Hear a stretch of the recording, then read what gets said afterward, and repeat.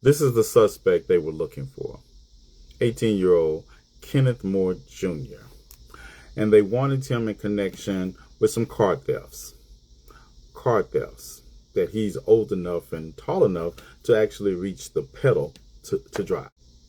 The Canton Police Department has released a statement in connection with handcuffing a preteen black child on his porch that didn't even vaguely fit the description of the suspect they were looking for. The police chief acknowledged that it was about stolen vehicles, Kias and Hondas, and the prime suspect in the investigation was identified as 18-year-old Kenneth Moore Jr.